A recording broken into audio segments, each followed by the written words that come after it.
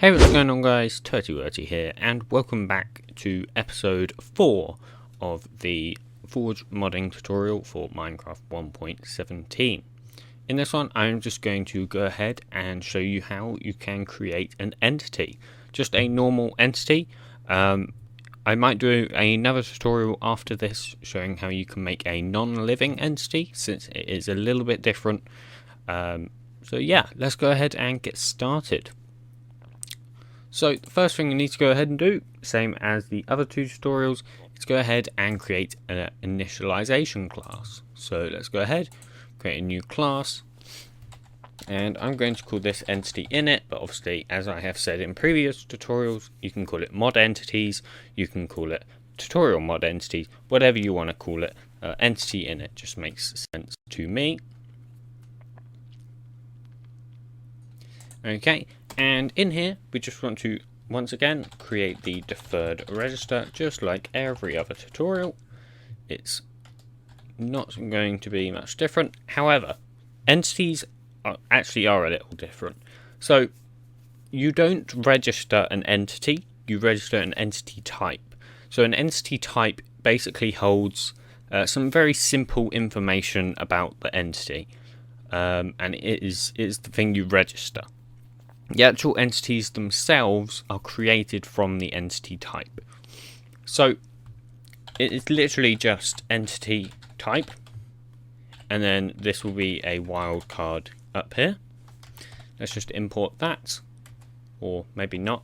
Okay, and I'm just going to call this entities, and that is equal to deferred register dot create forge registries dot entity types, or entities, yeah, just entities. Okay, and then obviously the second parameter is just our mod ID, tutorial mod.mod ID. I keep messing up with the typing today, I'm not sure why. And import entity type. There we go, that is the deferred register. Let's do the same as before as well, with making it a final class and giving it a private constructor. There we go. Then let's go ahead and create the registry object. So that is a public static final registry object, and that is of entity type. And for now, I'm just going to leave that to be wildcard, but we can fill that out in a minute. And we'll call this example entity. I'm not going for anything specific. I'm just going to go example entity, and that can be equal to entities dot register, and let's give it the name, which is as normal. It is lowercase, no spaces, no special characters. So that is example underscore entity. Then for the supplier, this is a lot different to blocks and items. So in here, we need to use entity type dot builder. There we go. And then dot of. And this takes in an entity factory, which is basically your entity class constructor. So what you can do here is, let's say our entity class is called example entity. Okay, so that would be example entity, and simply it is just : new. And then we need the mob category, which is used for some spawning things, I think, if I'm remembering correctly. So we can do mob category dot, and then we have all these different categories. So I'm just going to do creature, nothing too special. I think if you chose mob, then it wouldn't spawn in, you wouldn't be able to spawn it in peaceful mode, for example. I'm pretty sure that's how it works. Don't quote me on it though. And then obviously you'll see this doesn't work. This does throw an error because it doesn't want an entity builder. It wants an entity type. So we need to call dot build.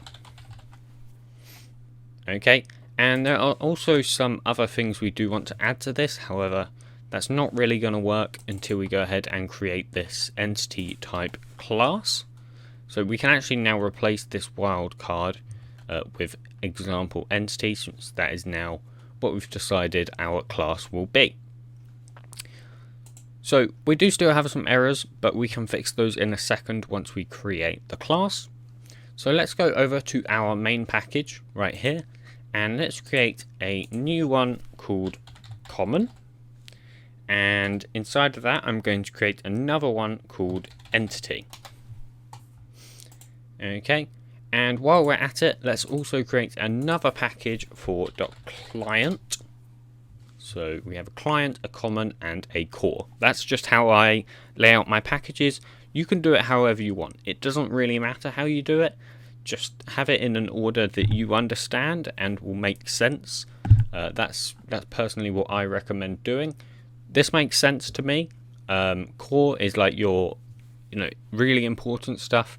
The common is just all of the objects, and then client is obviously client stuff. You need to have a client package. That is the only thing I will say. You need to keep that separate from everything else because it's client. It doesn't exist on the server. So let's go into this common entity package. Let's create our example entity, shall we? Example entity.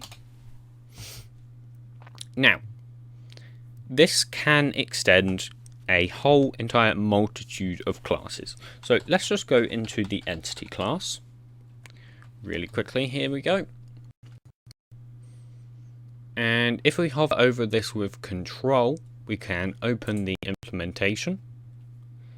And you'll see there are tons of classes that use this entity class. So let's sort of have some, and let's go through some ones you might want to use. So as you can extend just a normal entity, that's perfectly fine. You can extend any entity, if whatever. You can extend living entity, it's living. So it's an entity that moves around, you can have stuff, it's a living entity, else it's just an entity. Then you have mob, which is like, it's a living entity, but with more intelligence, I guess. Advanced hands, those are living entities. Don't that's just what they are. Players are living entities, but not mobs. It's slightly confusing, but that's just how it works. So if you go into mob, you can see you have ambient creature, which is only used for bats. I'm not sure what ambient creature means, I guess it just means ambient. I mean, I'm not too sure. I don't know the exact specifics of all these different ones. But what I'm going to use, obviously, you've got monsters here and you've got animal here. Those are I generally recommend. Obviously, here, the patrol ones, you've got zombie there, you've got water animals. There's tons of that tells it. So what I'm going to use, I think, is just animal. It's just simplest to work with. Obviously, animals are equal, so it's an equal mob, and it's Pathfinder, so it's a Pathfinder. You've got flying there. Yeah, that's it, ones. Let's collapse this a little bit. Here we go. Let's use that monster. And let's collapse water animal. You've got like projectiles down here, so those will be something another time. So these are the main ones that you might think about using. As I was saying, I'm going to be using animal. So let's go ahead into our entity class. Let's go ahead and extends animal. Now let's just make sure there are no subclasses of animal which we might want to use instead. So let's see. No, it looks like there's tameable animal. So yeah, I just highly recommend for entities you go ahead and look at vanilla classes. There's obviously tons of bugs in vanilla, and that will help you out a lot. So let's add the default constructor here. Okay, and then let's add the unimplemented methods. There we go. Let's get rid of these to-dos. I hate them a lot. Let's just rename these parameters here. And level. And let's just rename them here as well. And there. And this is the parent, if I remember correctly. So, the first thing I'm going to do is fill out this getBreedOffspring method. So let's just open implementation of animal. Let's go into something like the panda isn't quite what I meant, but it will do. So let's go through here. Let's see if we can find that method. Here we go. So it literally just creates it from the entity type. That's it.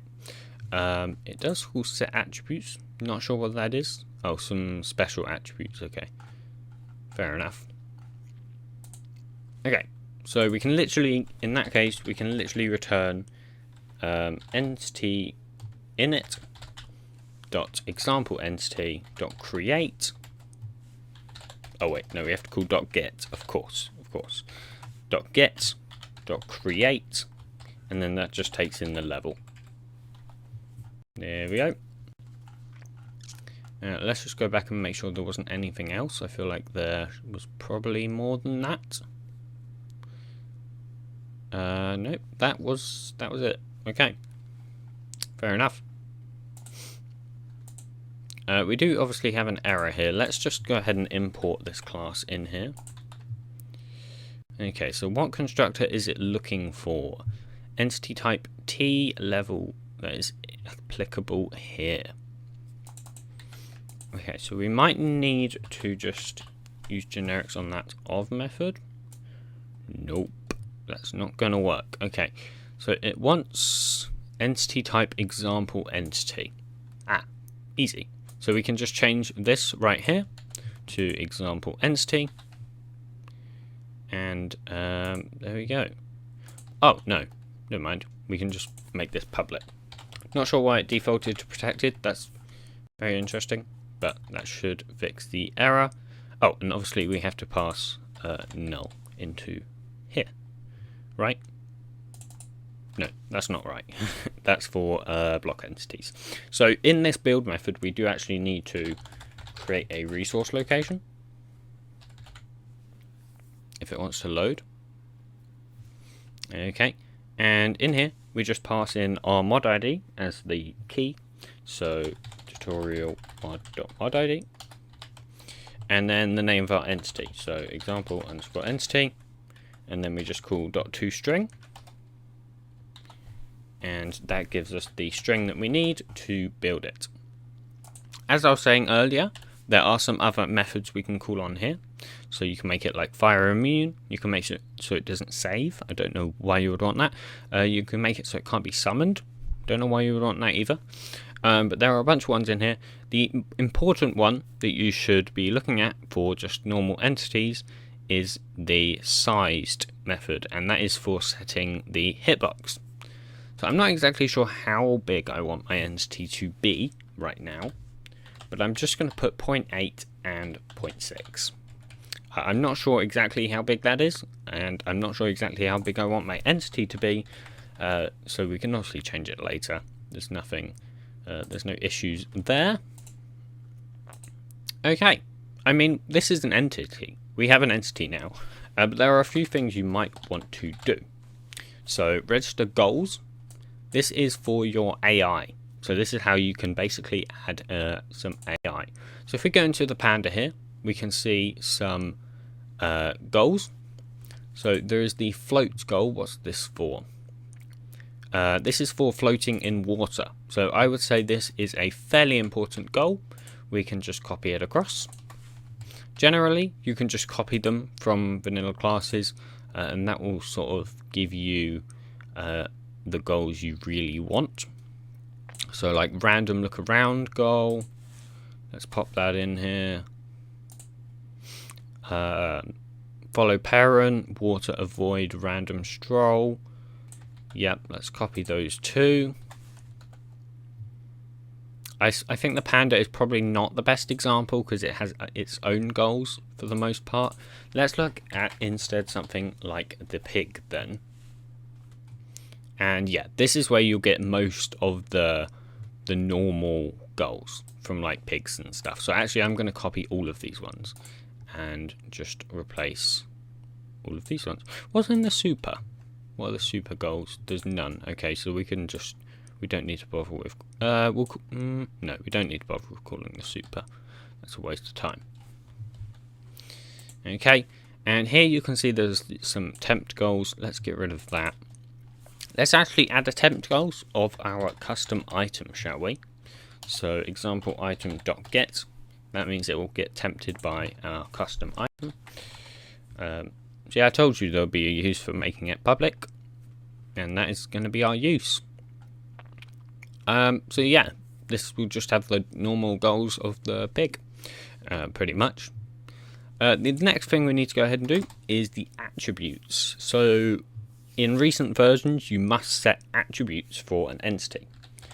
So let's create a public static. What does it return? Attributes builder, attribute factory. No, I don't remember exactly what it is. Let's check the pig. Attribute supplier. Right, attribute supplier dot builder. So attribute supplier dot builder and create attributes. Okay, and in here we want to return mob.create mob attributes, and here you can add your attributes. So if we go ahead and look at the pig, you can see they add the max health and the movement speed. So I'm actually going to copy those. I'm pretty much going to make this the exact same as the pig. I mean, there's nothing crazy that we want to do, I don't think. There are a ton of things you can do with entities. As you can see, you can read, you can write. I'm only going to be skimming the surface of entities. All of this stuff you can look at vanilla entities for. Yeah, there's tons of stuff you can do, you know, like an insane amount of possibilities. Like if you just want to do something every tick, there's obviously the tick method, so you can use that. Like sounds, so if we look at sound, you can get the ambient sound, deaf sound, drinking sound, eating sound. There's all these different sounds you can override, which you probably should do, but I'm not going to bother with that. Yeah, let's just make his max health 50. Sure, why not? And let's decrease the movement speed a little bit. You got to be really careful with this movement speed. It's very, very sensitive. If you go like 0.3, I'm pretty sure that is extremely fast. I think it's like blocks per second. So you can imagine 0.2 is pretty fast. Like 0.2 blocks per second. Actually, no, I guess that's not that fast. I'm not sure then, but I'm pretty sure it's blocks per second. Maybe not. Maybe not. Okay. In fact, that's all we're going to do for the entity class. That's all we need to do. Yeah. Yeah. Now we need to obviously register the deferred register as usual. So let's go into our tutorial mod. I think entities are registered before. No, they must be registered afterwards. Yeah. Entity init.entity.register bus. Obviously, as I said, you don't have to put this in any particular order. It doesn't matter. So yeah. Okay. The next thing we need to go ahead and do is obviously register the. We need to create a renderer. We need to create a model. We need to bind the renderer to the entity, and we need to go ahead and register those attributes we created in the attribute method. So let's start with the attributes, shall we? So let's go into core and let's create a new package in core for events. Okay, and in here I'm just going to create a class. I'm going to call this common mod events. No, wait, is it a mod event? Yeah, I think so. I think it's a mod event. Okay, and for this we're going to create this. We're going to make this an @mod.eventBusSubscriber, and this will just take in our mod ID. So tutorial mod.modID, and then we can just say bus is equal bus dot bus. There we go, bus dot mod. I'm pretty sure it's a mod event. We'll see. If it doesn't work, then it's probably a forge event. And this will be an @subscribe event, and it is a public static void. And we can call this register attributes, and then this is the global it is the entity attribute creation event. There you go. And let's call this events. So what's happening here? So basically what's happening here is we are telling Forge that this class is subscribing to the mod event bus.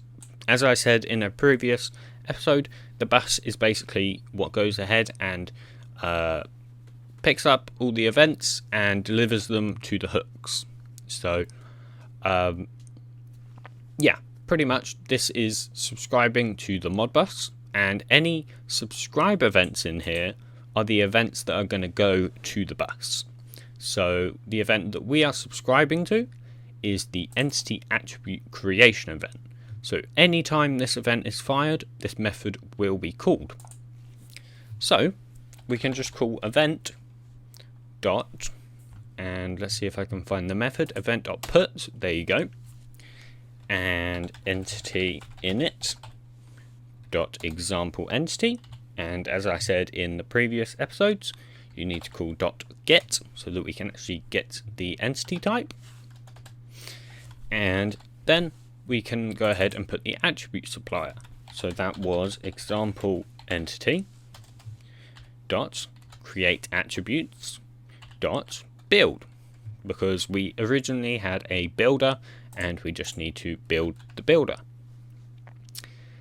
And yeah, that is the attributes done. Now let's go ahead and start with the rendering. So let's create a new class in our client package. Let's actually create another package in here, now I think of it, and call this dot events. I'm actually going to rename events to event. There we go, and same up here. We don't need it to be plural. And in here I'm just going to create client mod events. And I'm also going to create another package in the client for the rendering. So renderer. And in here we're just going to let's create the rendering stuff first, and then we can bind it afterwards to avoid having an error for a long time. So let's create our example entity renderer, and this is going to go ahead and extend mob renderer, and this is an ageable renderer. I think there is a different one that we can use. No, maybe there's not. Okay, mob renderer then. Okay, and as you can see, this T and M right here.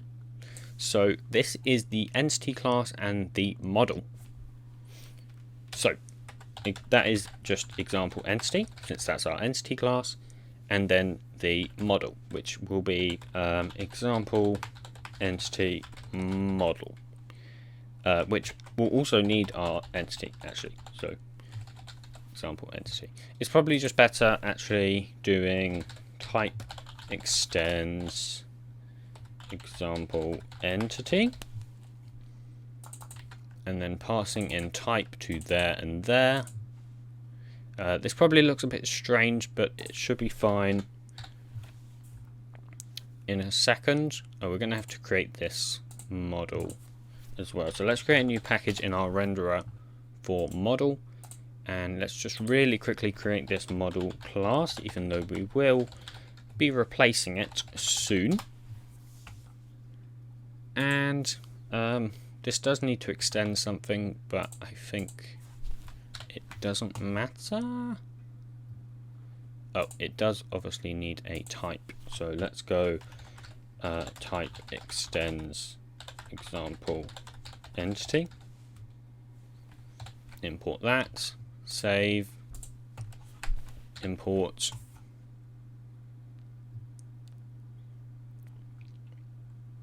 And there we go. We can now add the constructor. That's all I wanted, just to add the constructor. We can fix the rest later. And then we also need the unimplemented methods as well. So let's rename this here to entity.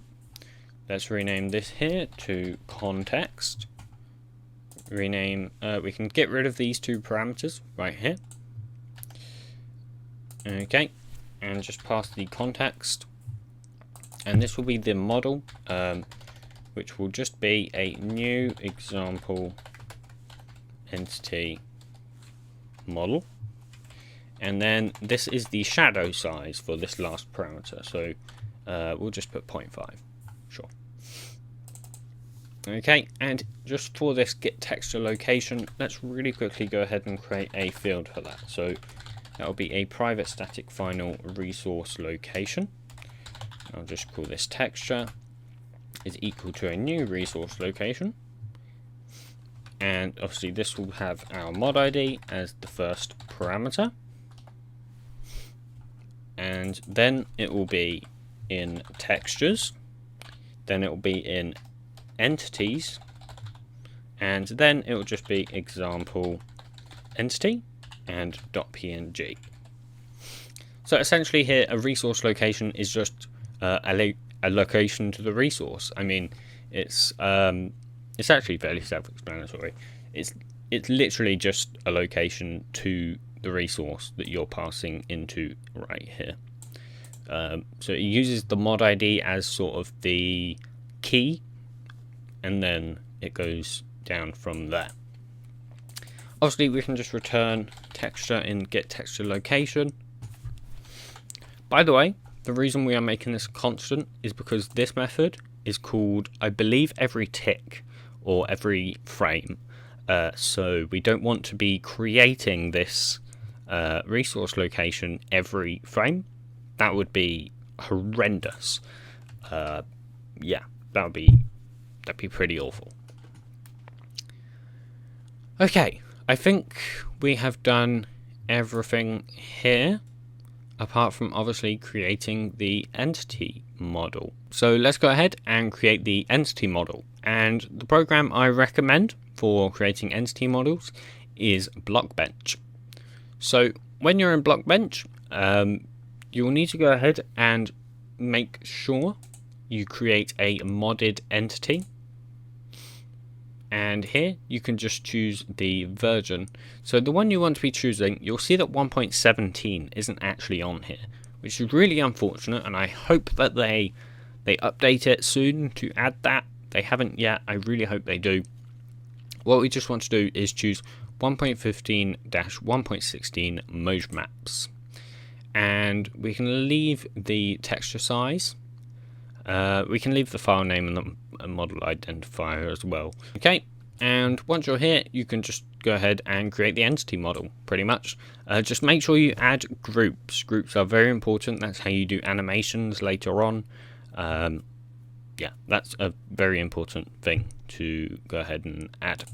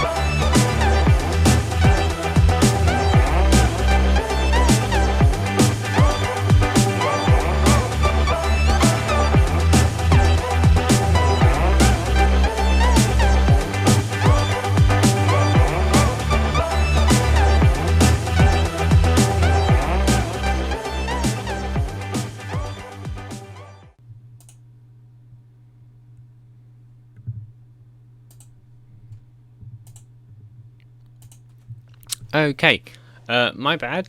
It turns out that they have now updated it. Apparently Blockbench didn't update when I first opened it, but now I have gone ahead and reopened it, and it turns out that it has indeed gone ahead and updated.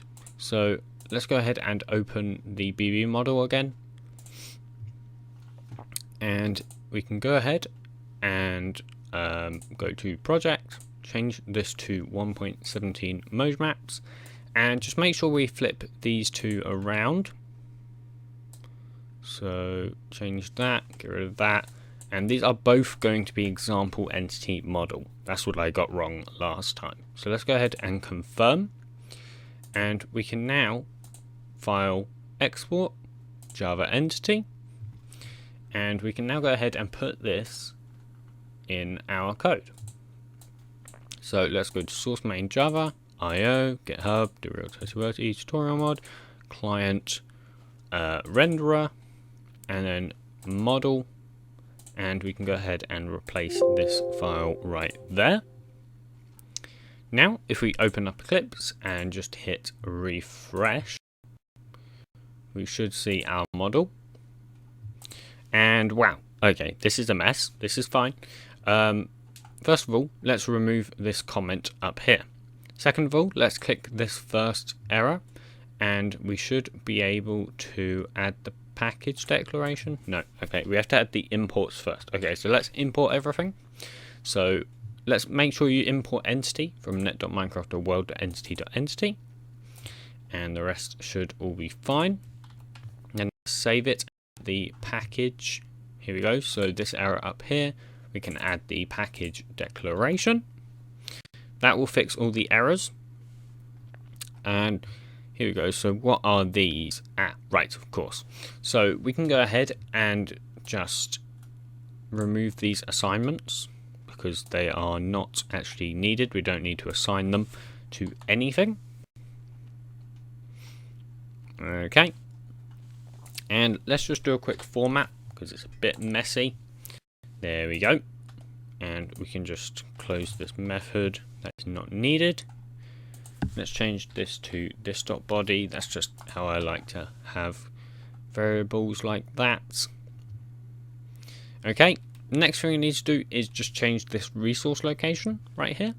So this needs to be our mod ID, of course. So tutorial mod.modid, and then the name is just essentially the name of our entity.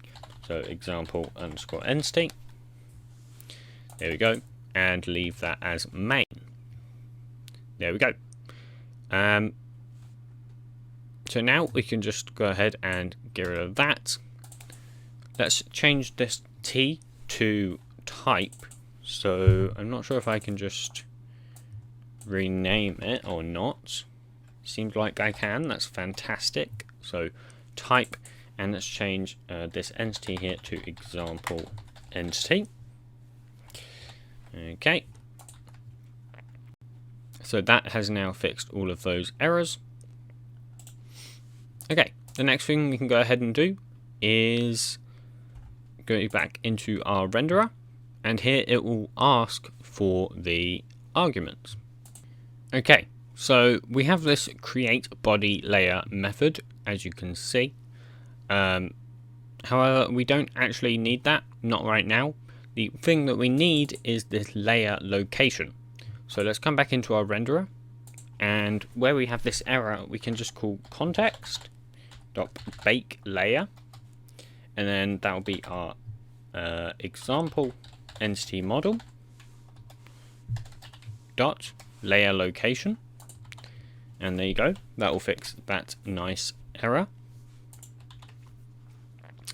Okay, the next thing we need to go ahead and do is make sure that we actually go ahead and bind the renderer. So the way we go ahead and do that is go into our client mod events, and we need to make this an @mod.event. Let's see if we can just import that .event bus subscriber. Mod ID is equal our tutorial mod.modid.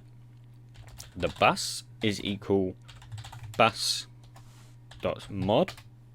And then we need to add value is equal dist.client. So we need to make sure this is only client events, basically. Okay, and obviously let's just do the private constructor stuff and making it final. There we go.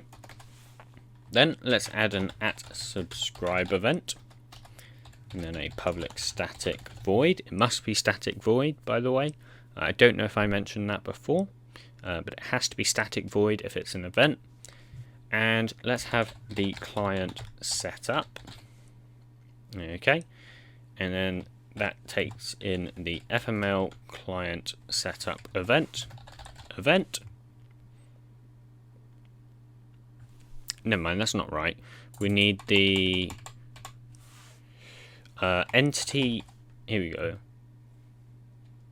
Nope. We need the entity renderers event. I'm pretty sure it was called entity renderers event. There you go. Dot register layer definitions. That's it. Yes. And then we can call that event. And in here, we simply want to call event dot register layer definition, and then that will be example entity model dot layer location, and then it will be the model class. So example entity model colon and then create body layer. Okay, so that will actually register the layer. We still need to register the renderer though. So let's create another @subscribe event. Let's create it public static void. Also, this is not the client setup. This is register layers. And then this is register renderers. And that will be the entity renderers event again, but this time the register renderers event. And in here we simply do event.register entity renderer, entity init dot example entity dot get, of course, and then it's our renderer class, so example entity renderer colon new. There we go, and that should register our renderer and our layer. So that should actually be it. Let's make sure we refresh to ensure that our texture is here. So assets, textures, entities. Yes, it is here. And we just need to add it to the lang now. That is the last thing we need to go ahead and do. So entity.tutorialmod.example underscore entity, and this is our example entity. There we go. Now let's go ahead and let's run the game. Okay guys, so we are now in the game, and I just summoned our entity right here, and yeah, it's in the game. It should move. I hope. We did give it some AI. Yep, there you go. It's an entity. It seems like I did mess up the name though. So entity.tutorialmod.example entity. Let's go and have a look what's happening in there. Entity.tutorialmod. Oh, I messed it up right there. That's right. We can obviously just F3 and T. Okay, here we go. We have reloaded, and obviously if I resummon it now, then we should see. Yep, that works. Now if we grab our item, it should see that it is tempted by the item. Yep, they are indeed, and we should be able to go ahead and breed them.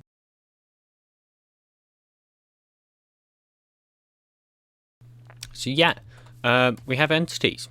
Obviously there's no animations because we haven't added animations. If you want to use animations, I recommend looking into GeckoLib. I will leave a link to it in the description.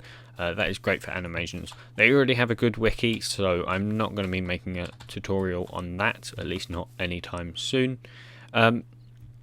So yeah, I hope you guys did enjoy this tutorial. If you did, please do be sure to smash your face into these little guys and subscribe as well. If you really enjoyed, please do be sure to share it around. And yeah, I'll see you guys in the next video. Goodbye.